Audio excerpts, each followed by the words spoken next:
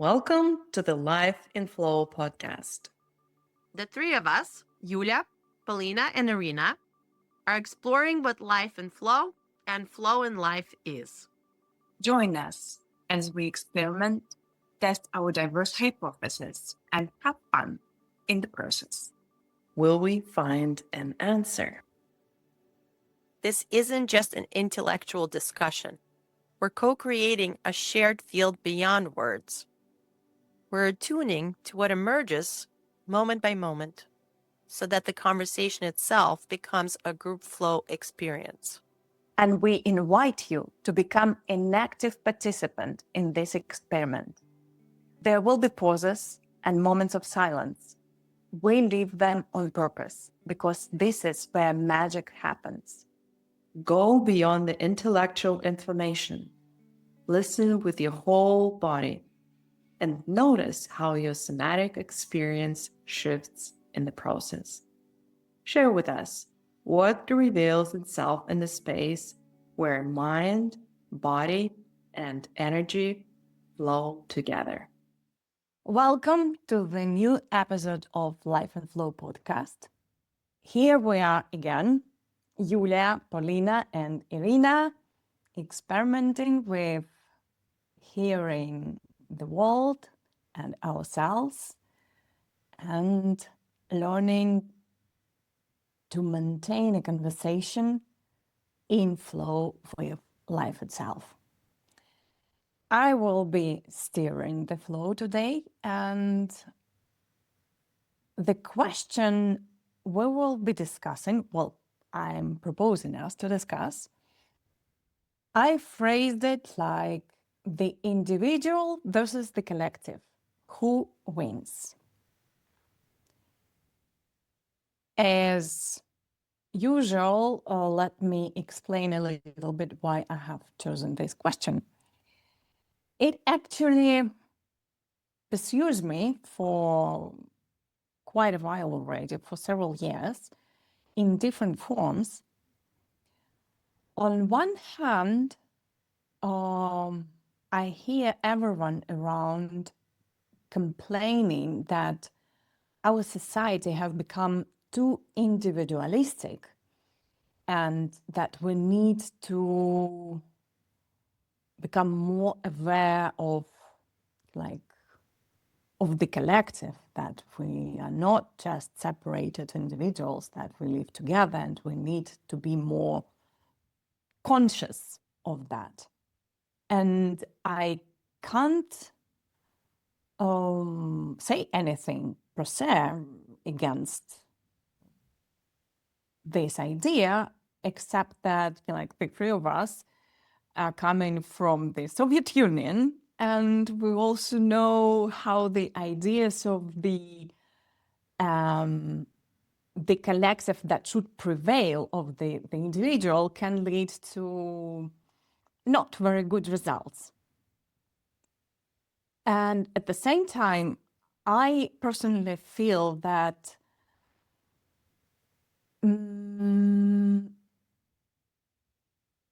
what we call the individualistic mentality that we feel that prevails too much in our society in modern days is actually the other side of the same coin of the society that pushes us into the same standard mold, making us to follow the same patterns, the same steps, to follow the same rules. And I do agree that things need to change, and as we see, they are changing actually. And as we go through these turbulent times of change at all levels, one can't help but wonder what future might look like. And I have been wondering quite a lot exactly what could be the shape of society in terms of this, like where we will be putting ourselves on this case of like the individual versus the collective, how these two notions of individuality and of each of us being a part of the complex interconnectedness can interplay together in a more generative way. Hence, my question, like, who should win in our future, the individual or the collective? Or maybe the friendship, as the Soviet people know that friendship always wins. So before we expand on this discussion, as always, let's start with a little game. And I want to play again the game that we played last time when we talked about the ego. Because in part, today's conversation is the continuation of that conversation. So I will remind you the rules of the game. Each of us will have certain amount of time to speak. So I will give the word and I will define the order in which we will speak. This time, each will speak for 2 minutes and we will do 2 rounds. So, okay, I will start, then Yulia will follow and Polina will be the third one. So the main rules are, first, you can't pronounce the words I and you.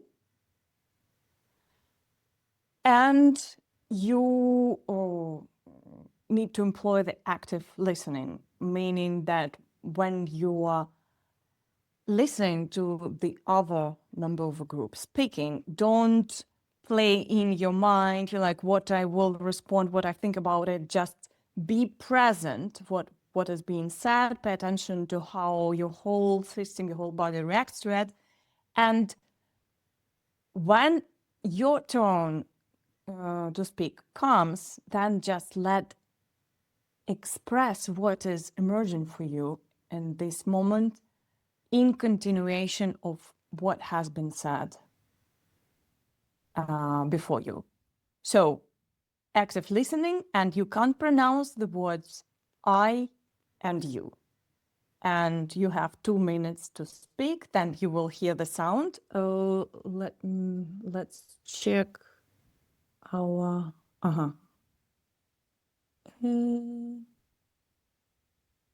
minutes.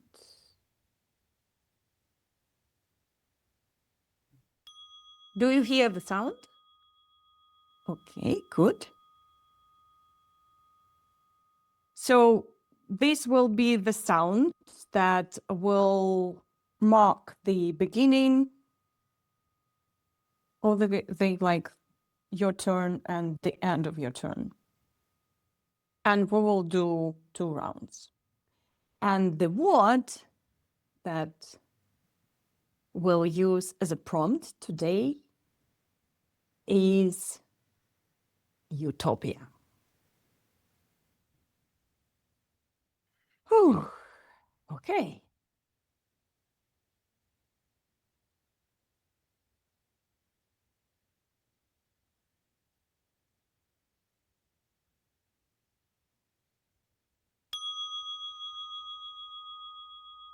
So Utopia seems to speak of the idealistic future that is too idealistic, and that is why it may never come. But can we make utopia real?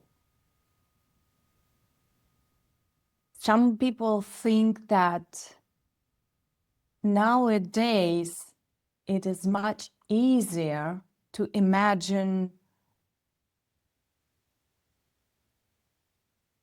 the anti-utopia, the dystopian future, rather than a better future, a utopian future. So what can be done for us to imagine, to dare to imagine a utopian future and to believe that it is possible, that it can come true?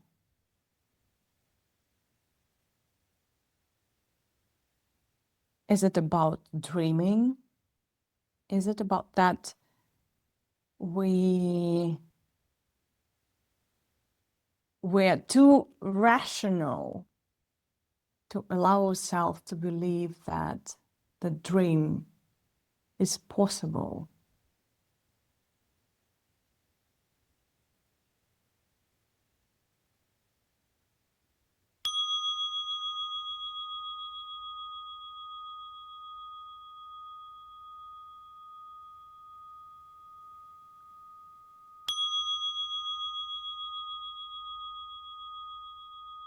I'm actually wondering about the origin of the word utopia.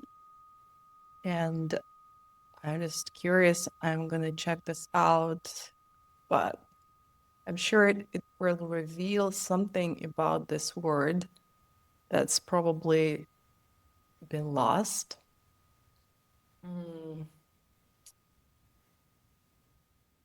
To me, though, as I hear the word utopia, I said, utopia seems to be about you is a letter, and topia, in Russian, there is a word, tapit, which means to put someone under the water. I'm forgetting the exact word, and I said the word I can't. Anyway, my mind is jumping from one thing to another, and now it's jumping to the word dream that Ira mentioned. And the mind is wondering what dream is, because dreams can be super exciting and there can be nightmares, and do we really know?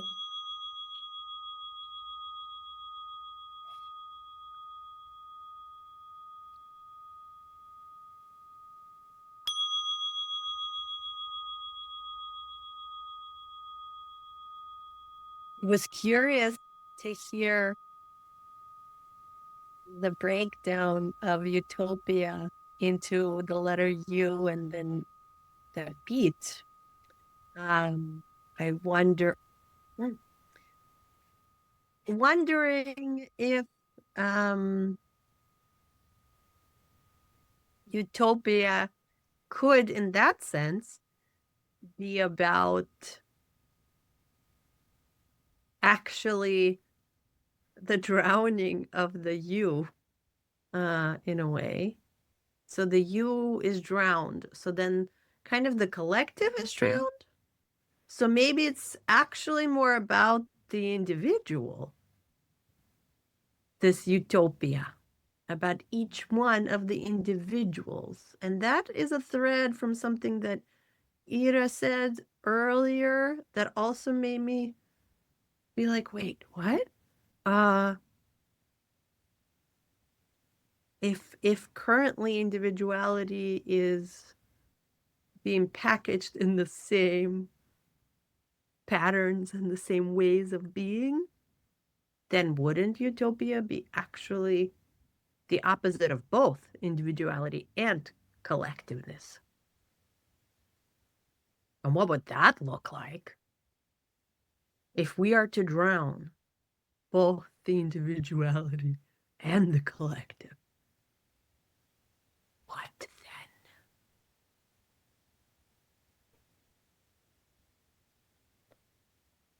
Utopian.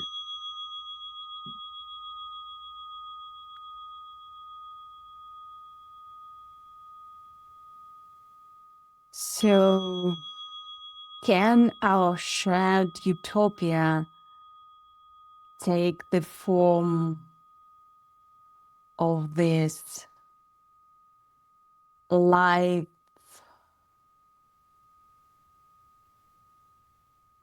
complex interconnectivity, the human blockchain, where each node has the possibility and the freedom of expressing to the maximum its individuality, but at the same time as all the nodes are connected to each other, and there is in the information about everything what is going on in the whole system, one node can't express its individuality without the awareness of how this expression affects the whole system, because it affects the node as a feedback too, because each node is fully integrated into everything.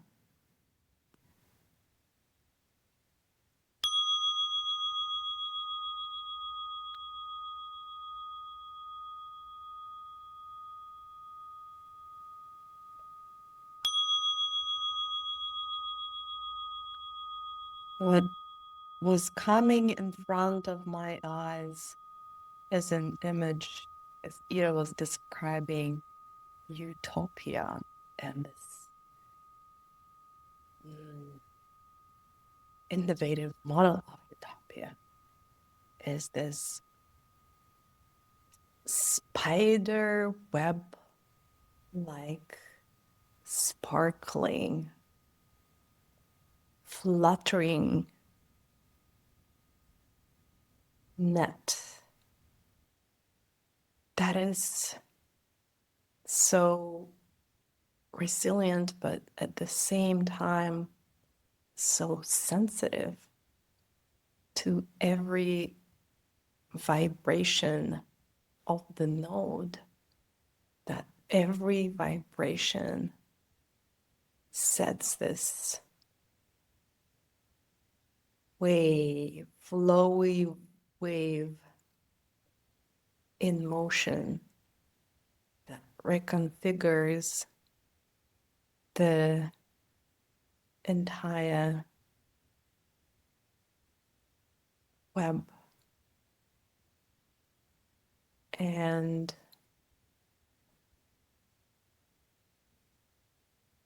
at the same time, that keeps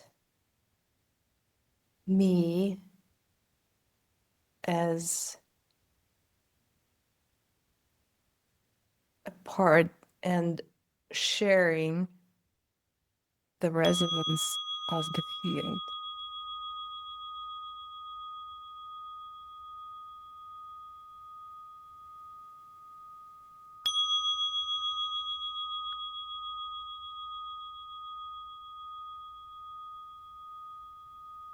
Maybe continuing on that thread of this highly attuned vibrational field that travels these very sensitive threads between the nodes, through the nodes. Also creates energetic fields between the nodes, but like not through the thread, but through even the energetic empty spaces between the threads. Maybe utopia would be a more coherent, integrative awareness of each node, each thread, and each empty space between the thread. More of a conscious awareness within each node of the fact that there is this network. More of a developed vibrational sensation of the network and how each node affects the network.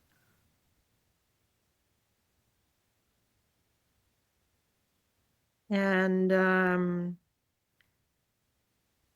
when Ira stumbled on the word individuality, it was actually really cool because she broke the word down into indi, v, and then duality.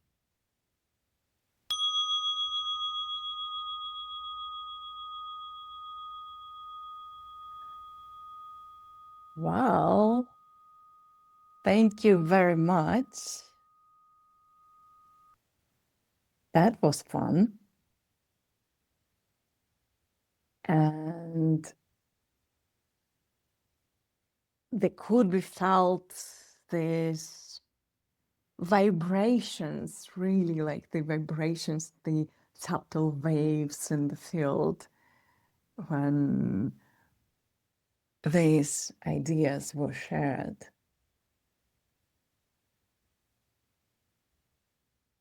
The reason why I wanted to avoid the word I will explain why. So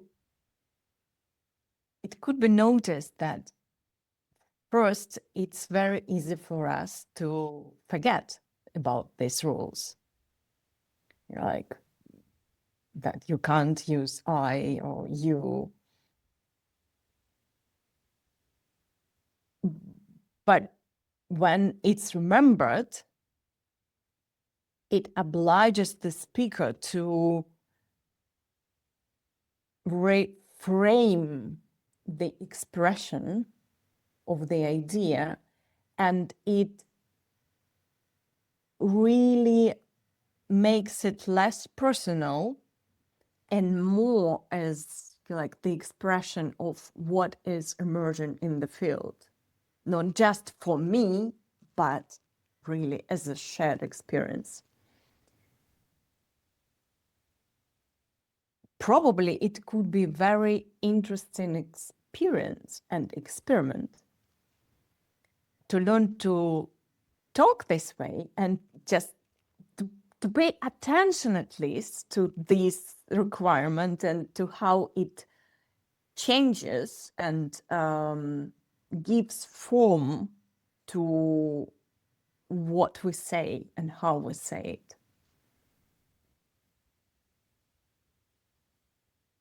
And it could be rather fitting to the conversation about the individual and the collective. So as we are experimenting in our conversations, today creative limitation of our conversation will be to avoid using the words I and you in whatever is being said. Could we include we in that Yes, limitation? we can. Because You want to avoid to say we too? if we're excluding you, then we probably should exclude we if we're trying to fully disengage from the collective versus individual, no? What do you think about that? Okay, let's make it more difficult. So we avoid saying I, you, and we. Yeah. It's a creative limitation. So the first question. first, a little bit of the background. There is a book by a very famous writer, Ursula K. Le Guin.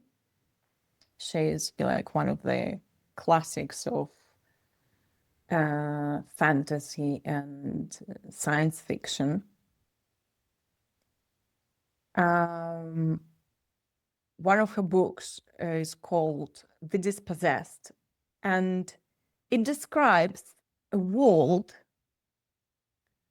which many reviews call utopian world.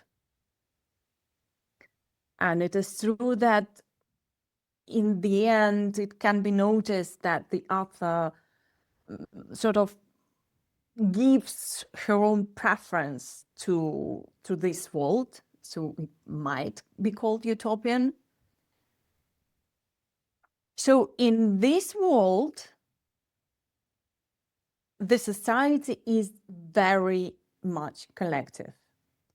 The expression of the individual needs and individual desires, any like expression of individuality is very badly seen. So like the whole functioning of the society is about satisfying the need of the group.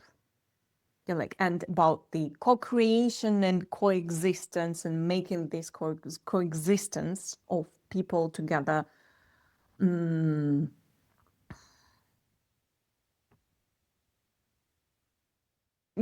as good as they can. It is true that in that world, it's mainly about the collective survival. So like, how could we help each other to survive? Because they live in a world that is very harsh, it's a very harsh environment.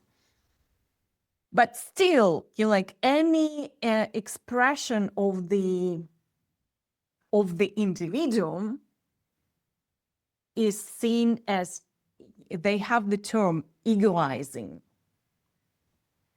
So on the one hand, it is really like the anthem to the collective thinking, to the giving the priority to the group before the individual. The problem is that the whole plot is built around that the main character, who is like the genius scientist, who have really very firm beliefs in this system as a whole, and yet he finds himself too limited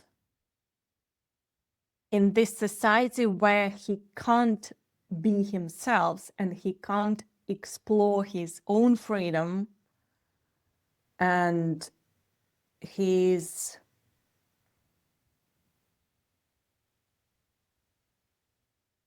own personal creativity, let's put it this way. So he leaves his society, his planet, and goes to the other planet that is considered to be the enemy of the other one. And it's like the perfect description of the Cold War and the antagonism between the Soviet Union and the capitalist world.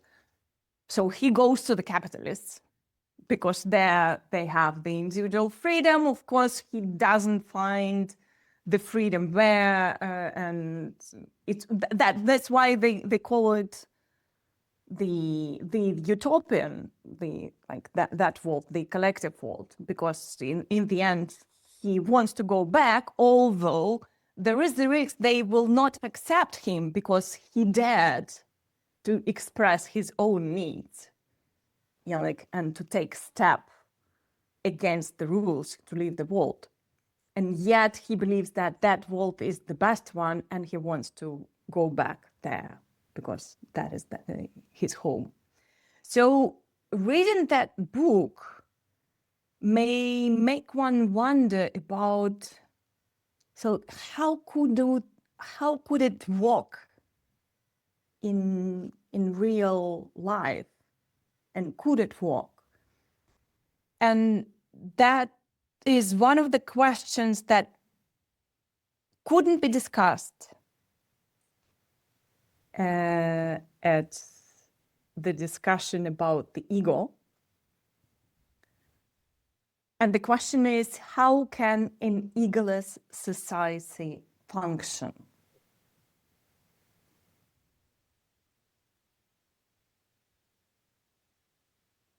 Can it function? And if it could, how could it be? What form would an egoless society take?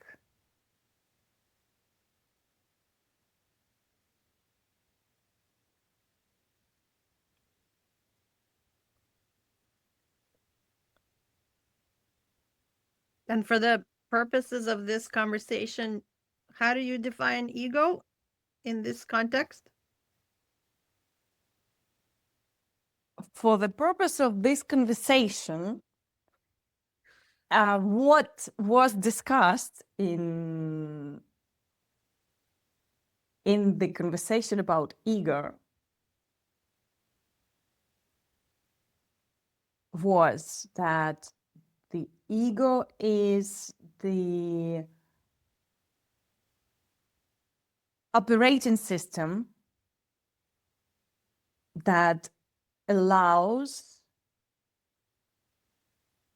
the individual to express one's individuality into the external world, and like to interact with the external world. So that it's individuality or the self, it's the operating self that the operating system that the self needs in order to interact with the world. And it's not inherently negative then. There's no because usually the word ego, right, in our society, a lot of times carries a negative connotation. But in your definition, it sounds like it's, and actually, I really like that you made a mistake in how you said operating system. You actually said operating self. I like that so much more. The operating self. So, right, there is no connotation of something negative about it in the way you're presenting it right now. It's not necessarily should be negative. Mm-hmm.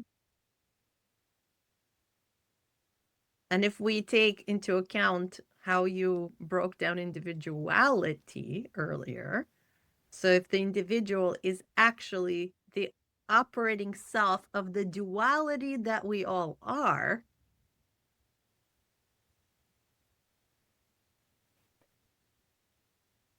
And also, may I remind you oh, That shows all our creating limitations. what we're doing here.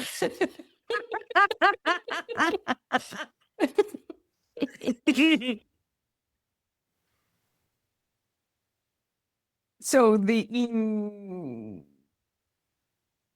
the operating self, the system that allows the expression of the duality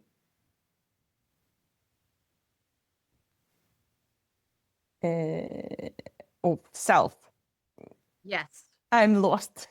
Duality then gives place to non-duality, just like that. When the ego is, what if the ego is decimated? Can duality then also transform into non-duality?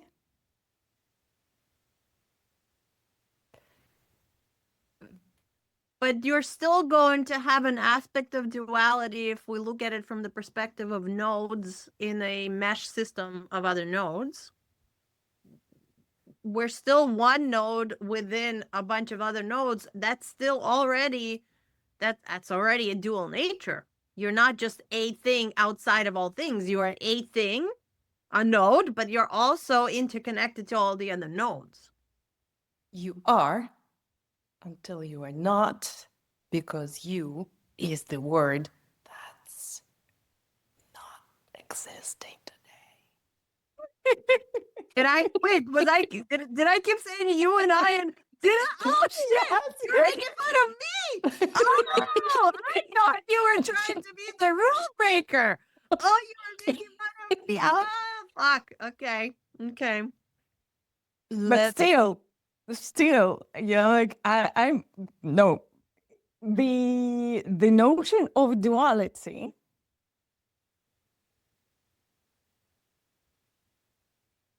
what is duality in this context? that you're not just one thing. That there isn't the existence of just one aspect and one thing. There's multiples. One condition that that cannot break the duality regardless of ego seems to be our bodily nature.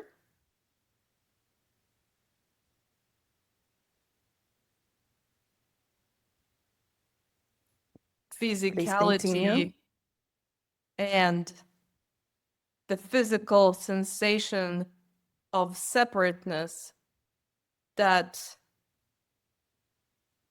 even without ego or with ego severely suppressed would create a very strong voice and conflict, not possibly allowing this conversion into non-duality. Except for when shape-shifting takes place. And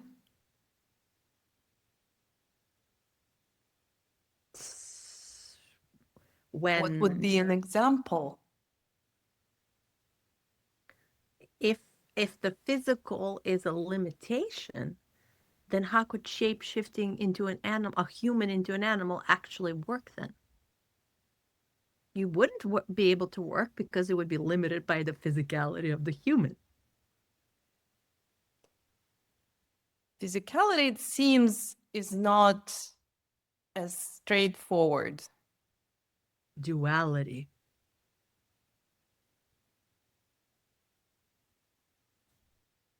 So can duality be defined as like something that gives form to something and separates it from the rest of the system? So there is like one thing and all the rest is not that thing. What if it's both? It's the individuality and the collective and neither one. And that's why it's a duality.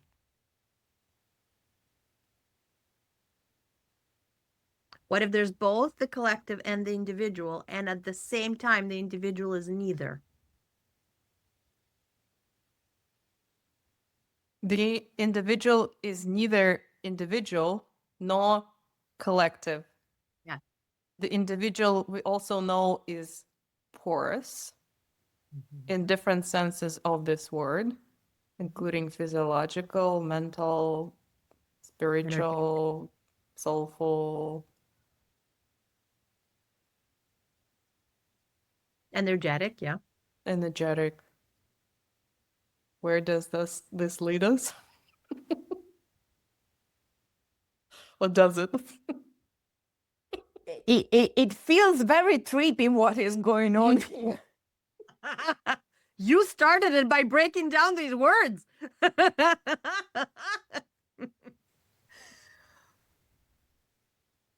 So if the question is, how can an egoless society function?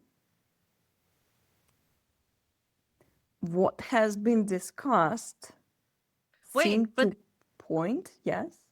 But the question of how can an egoless society function is already a strange question, because why are we thinking of utopia as an egoless society if ego is an operating self that gets to express its duality?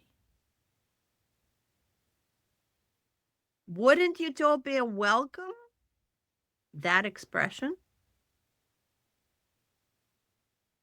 Maybe that is what I want us to discuss and to understand. No, you're like, that would be the ideal outcome of our discussion. Somehow arriving at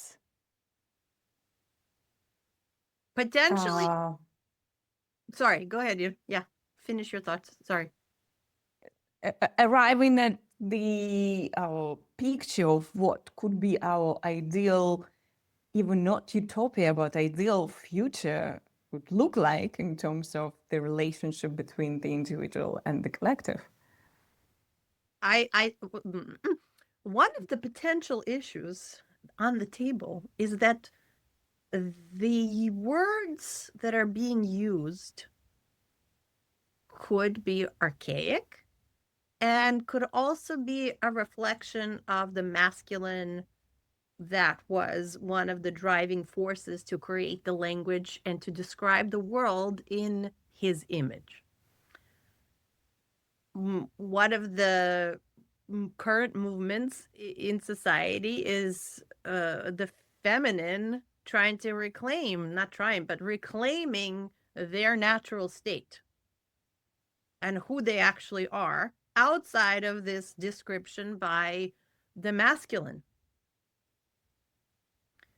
Taking that into account, these words may be the first point of problem and issue, because these words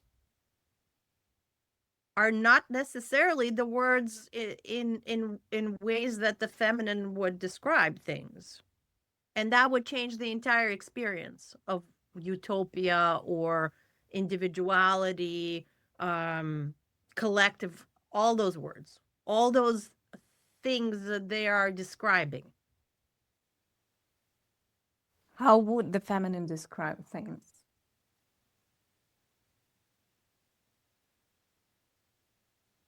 The feminine potentially would really embrace the duality of all of it. There wouldn't be a separation between individual and collective, because both of those concepts are held and weaved through what the feminine is capable of in a way the masculine isn't. So in this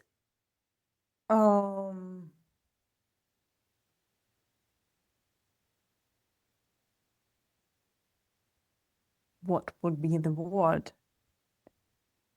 Configuration. In this configuration, okay, thank you. in this worldview that is being presented, the duality is actually holding space for both polarities at the same time, correct? So as opposed to the normal perception of duality as the opposition, there is one thing and the opposite. Here it is proposed to, like, okay, we hold two polarities, to the opposites at the same time in the same space. It all exists together at the same time, and it could be perceived as oppositional, but it actually is not. Whereas the masculine is sort of like a yes, but, because there's like this structured way, this need to have black and white, whereas I think the feminine in our true nature, from my understanding so far as I delve more deeply into this discussion, is yes and. Yes and.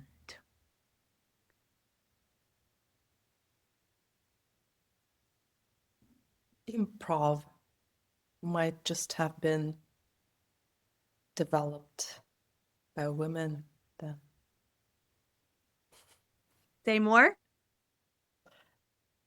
I said improv Yeah. then probably has been developed by women. In what way?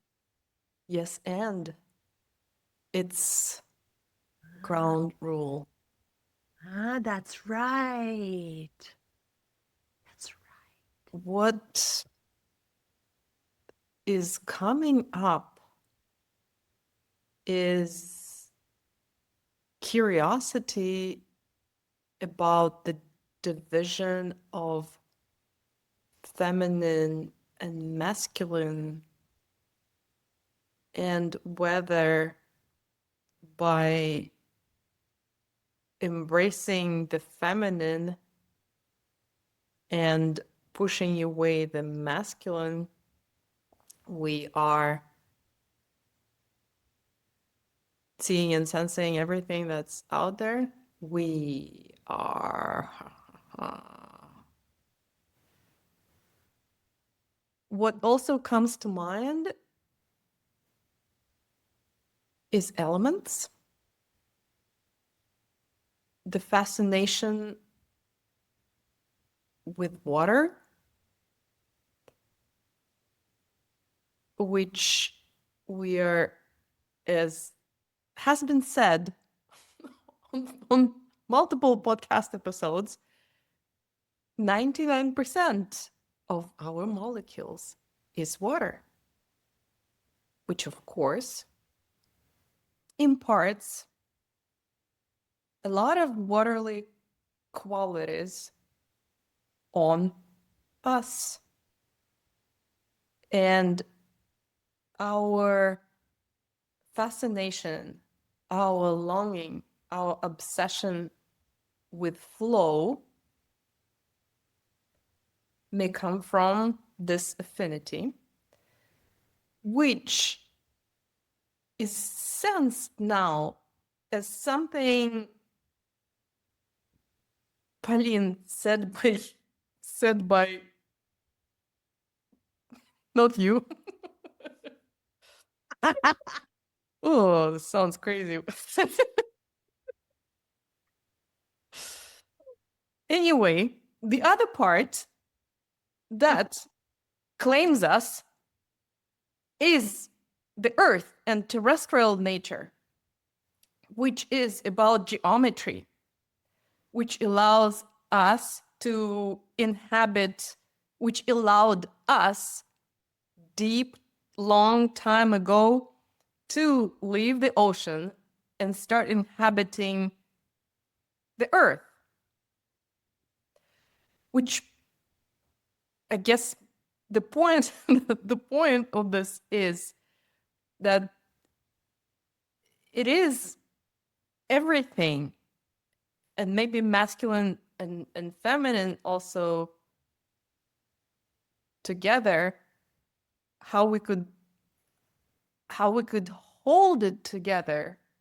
An example of that would I would be very curious about, because my mind now seems lost. It's exactly yes and. The feminine, I'm not proposing, would reject the masculine. The feminine, by its nature, would say yes and. How do we connect both? How do we elevate both? How do we support and nourish for both to develop to their full potential in the yummiest, sexiest, most beautiful way?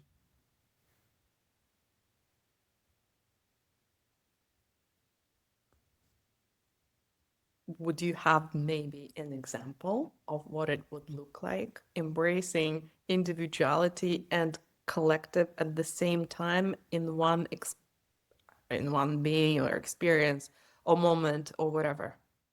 I propose it is happening in every moment. We're not conscious of the fact that that's already the operating system of how we operate as self. would that then just be about awareness? And Yeah.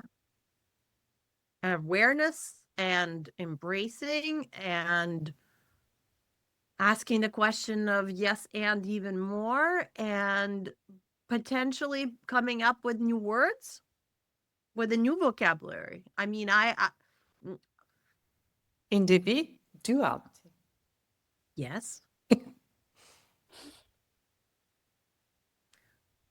It would be super cool to change all of the words that were developed by men to describe the world that is dual in its nature, just from the fact that there are men and women. There's the feminine and the masculine. There's XY and XX chromosomes. How could we possibly continue to define our existence from the perspective of just one instance in the duality?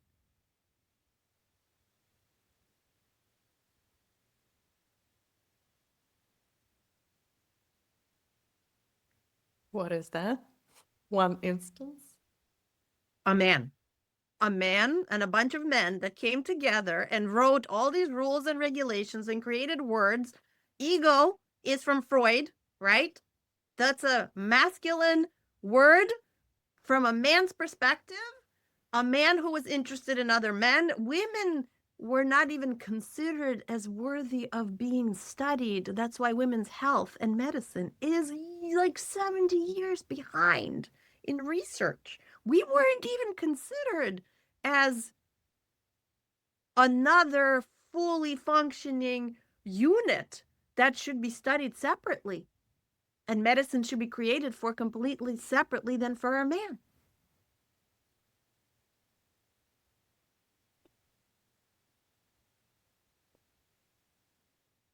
Duality is a one moment now, but it could be two moments where it is right. Its rightful shape would be an entanglement between masculine and feminine, yin yang, and the whole. I prefer, what about a flow? It's not an entanglement, but like a flow, that is porous and can shift and change in terms of the amount of space each one takes, but it could shift and change. Yeah. So, okay, like one of the main principle of the functioning of our utopia, which is actually a reality, is like yes and. Like, whenever any opposition may be seemingly presenting itself, like, everyone with awareness just like hold space for the both and become aware to like, okay, what can emerge if we hold these two opposition together? If we give yes and space to both.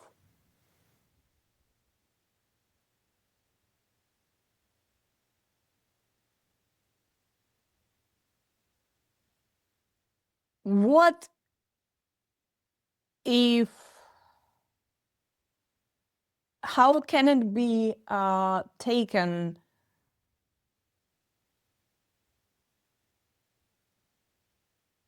to another practical level? For example, can anyone remember Occupy Wall Street movement? The name, certainly. The name of The point was it actually started in Spain. In that time, it was called Spanish Revolution. So at a certain point, people became fed up with the idea of the false democracy that they have been fed with for many years. And they said, okay, this is not democracy. The voice of everyone should be heard, and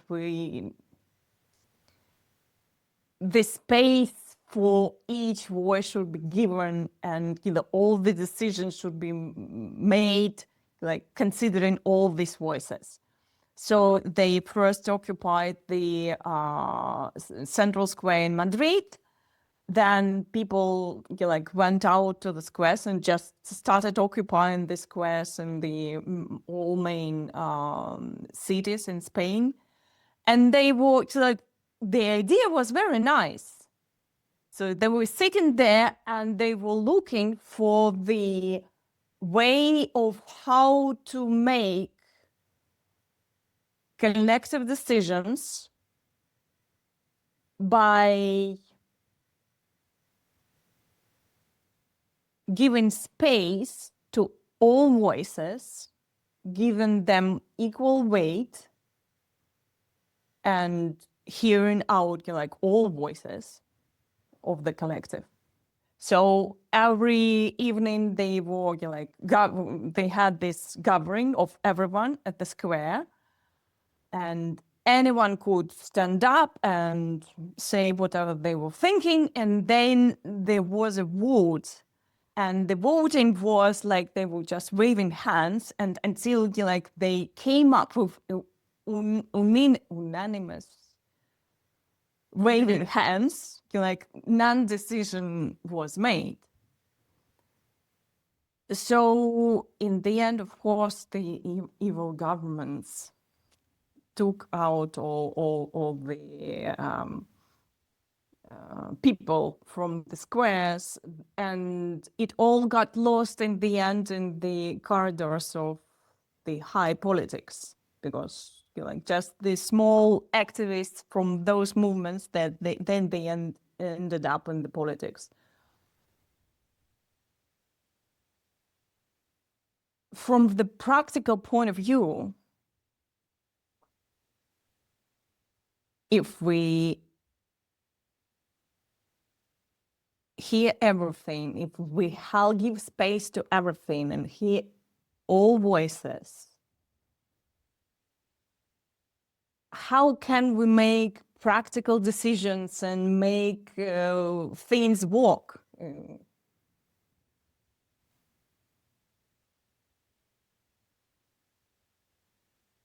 I'm thinking of tribes that actually have that system, and they will sit for as long as it is necessary in their tribal meetings or whatever, until it is a unanimous decision. And they just treat time differently. They will take the time to make sure everyone's on board. A couple of things that come to mind first about the tribes. The tribes are the kind of like an expression of the place of the history which would not, in my opinion, be available to the Western civilization. That's just not the shape that we have been, and also not the size. And the second thing that was coming up about the collective and about the voices, that what are we including in the collective human, for example, would not totally, but would not hold all the individual, and also its expression, it's kind of without the context then. In the tribal and indigenous history, culture, collective is always the world, including the humans, the place which is given agency. And the expression of the individual, collective, including everything, is a dance which is shaped and contained by the place. It's not practical at all, because your question was about practicality, but that's what was coming up. Also, practicality inherently feels like a masculine perspective. So what would the feminine perspective be? In order to come up with a utopia, conceptually come up with a utopia, wouldn't the shape and the shape of who we are have to be reconsidered first? But it has to come from within, not just invented by the mind. What do you mean? Well, I mean that the feminine gives form to anything, like by like bringing it from the wing, like from the union with the essence of that other thing, as opposed to the masculine that just like cuts off the pieces and like imposes its will on the world. and the state we're in collectively and individually at this moment in time, if the feminine does not take some measures to actually extricate itself from the status quo of the size and shape of the society we're living in, and doesn't start to experience what am I actually, if I am not subjugated to all of this way, these words to describe me but not really me, and all of these structures that were built to contain the feminine instead of support the feminine. If there is an extrication process that is required before the feminine can even fully start to breathe again, revive itself, in order to start asking the questions of what is utopia like for me. I know I'm breaking all the rules. I'm sorry with the me and the you and the I. No, it's okay. It's okay. It's actually like we need to wrap up the conversation. So I propose for the last 5 minutes, when we allow to brew our conclusions of this surreal conversation. Totally. Yeah. I propose that we take off the like these creative limitations, and now we can use any words. No.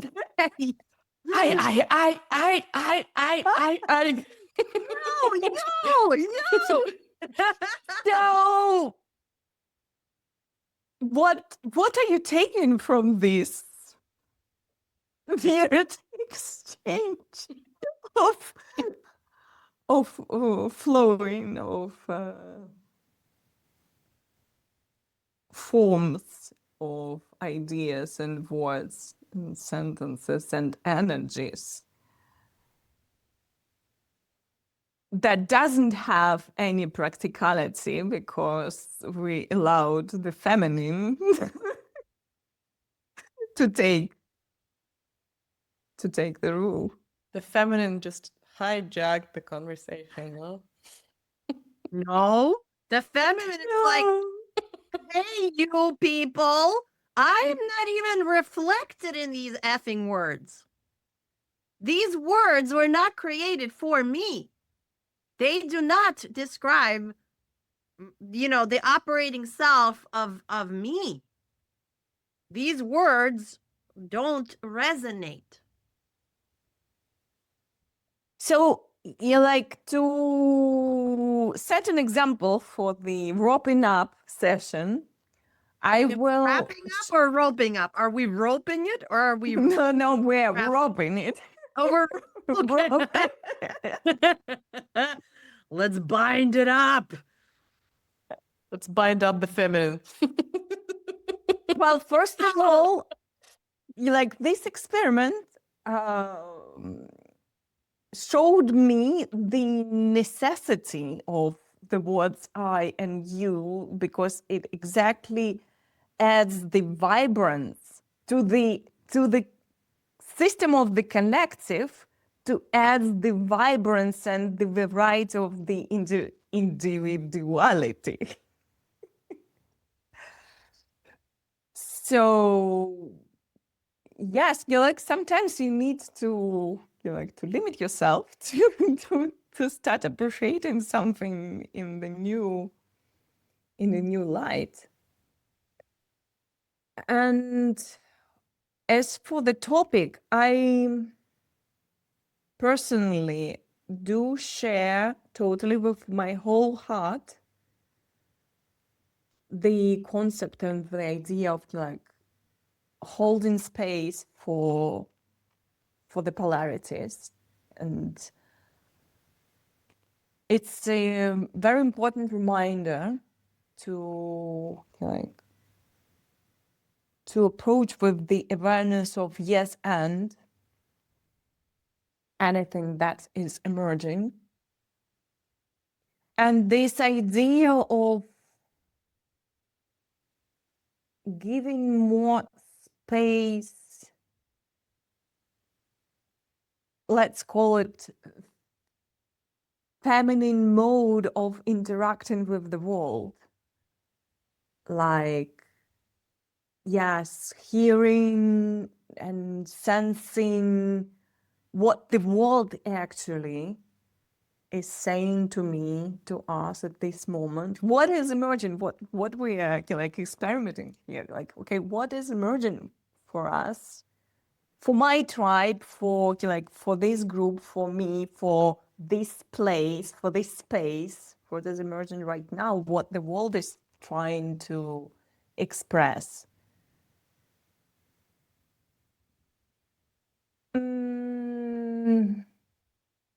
And learning to operate in this mode of not imposing my will into the world, but from the union, from giving birth from the wing.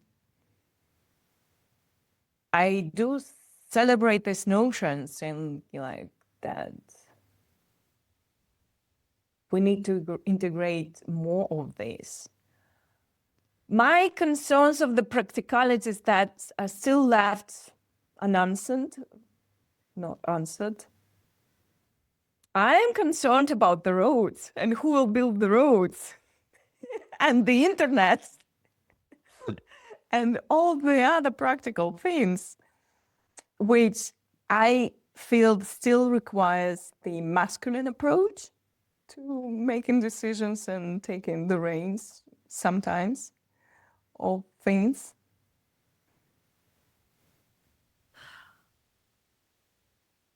There's a season for everything, and the season, from my perspective, the season we're in right now as a society, I think that the feminine actually needs to become more individualistic, like almost more than ever before, to reclaim and extricate from the system we've been, bound into. So it needs to become even more individualistic in some ways. And the masculine needs to become way less individualistic and way more collective and more open in order to unbind the energetics that we have created. And eventually in the next season, if this is what we can do, in the next season, we might all come back towards somewhere in the middle that is going to be flowy and porous. But that's how I see it. Sorry, something happened to the internet, so I decided to, for the last 5 minutes, to connect from the phone. So, like, the yin should take more of the yang should take more of the yin. Yula, what are you taking from today's experiment? I must say, I've been observing myself. I've been observing some a little bit of skepticism, maybe, and resistance to this division between masculinity and femininity. And the question that I have is, are we now dividing masculinity and femininity by just men versus women because we are both at all times? And to me, everything that like from the start wants to be kind of like to go to the extreme, which I agree, it ends up when we make a change, it ends up going to another like extreme usually. But I'm not sure if that's like the intention that I would take. So that, I mean, but it takes me far from our discussion and the topic of collective versus individual, which are really hard for me now to say what even I'm. Well, we don't I'm need taking to. away that nothing is as straightforward or as even shaped as it appears. There's definitely something that wants to emerge. At this point, this hasn't yet emerged. So, does this mean we need to kind of like burn bridges and, like give up things and words? I don't know. But I really, what I enjoyed was sensing into this without making sense. This is what it felt like, kind of like sensing and going in all weird direction, and without this kind of obligation to explain that now it makes sense and it would be practical in this way because it's probably a stage that has to be there. Yeah, it's like more the divergent exploration of all possibilities. So, well, thank you very much for playing alone in this a little bit strange setup of the conversation. And I want to invite our listeners, please share what you take out of this surreal conversation and what are your thoughts and feelings and sensing on the topic of both, like where we're heading towards in terms of this giving space to both the individual and the collective. What is your utopia? What does it look like? And how can we build bridges and roads in the world of yes and? And we hope to see you or feel you more, like feel you in the field in our next experiments will take different forms. So, until then, thank you. Thanks for listening. How was it for you? We believe that the more people experience group flow together, the better off we all are. More connected, more creative, more alive. So let's expand the field. If this episode resonated with you, help us spread the word. Share it with a friend, leave a comment, or give us a rating. We love you. Do subscribe so you'll know when the next experiment comes out. You can also connect with us on our Life and Flow group Substack. We'd love to hear from you. Let's keep flowing together.